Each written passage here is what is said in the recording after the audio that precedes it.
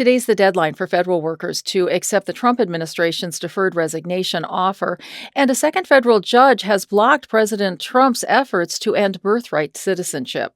Good morning, I'm Janine Herbst from NPR News, and here are today's top stories. Federal employees have until the end of today to decide whether they want to accept President Trump and his advisor Elon Musk's administration resignation letter.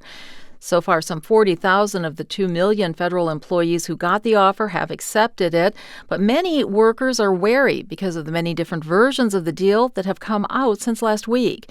NPR's Andrea Hsu reports unions are taking action. Several unions that represent federal employees have sued, saying the offer isn't legal. They've asked a federal court in Boston to halt this whole thing until the government comes up with a policy that is lawful. One thing that the unions have pointed out is that federal agencies are only funded through March 14th, and there's a law that says agencies can't obligate funds that Congress hasn't yet approved. So unions and attorneys have been warning those who take the offer that there's no guarantee that they'll get the money that's been promised. NPR's Andrea Hsu reporting there's a hearing in federal court this afternoon on the union's suit. President Trump has signed an executive order aimed at revoking funding for educational institutions that allow transgender women to compete in female sports programs. As NPR's Ayanna Archie reports, the issue was a major talking point during Trump's campaign. The president said he would, quote, rescind all funds from educational programs that deprive women and girls of fair athletic opportunities. He also said he would take actions against those schools to enforce Title IX, which bars sex-based discrimination in programs that get money from the federal government. He has argued that transgender women athletes have unfair advantages over cisgender women athletes. Opponents of the ban say there aren't many trans athletes to begin with.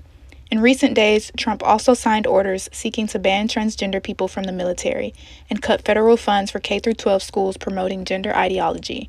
Ayanna Archie, NPR News. For a second time, a federal judge has blocked President Trump's order to end birthright citizenship. NPR's Sergio Martinez Beltran has more. The nationwide preliminary injunction was issued by U.S. District Judge Deborah Boardman. According to news reports, Boardman said Trump's order to end birthright citizenship, quote, runs counter to our nation's 250 years history of citizenship by birth. She also said no other court has endorsed President Trump's argument that the 14th Amendment does not apply to children born to immigrants who are in the U.S. without legal status. The plaintiffs in this particular case include 5 pregnant women without legal status. Judge Boardman's ruling solidifies a similar decision issued by a federal court in Seattle.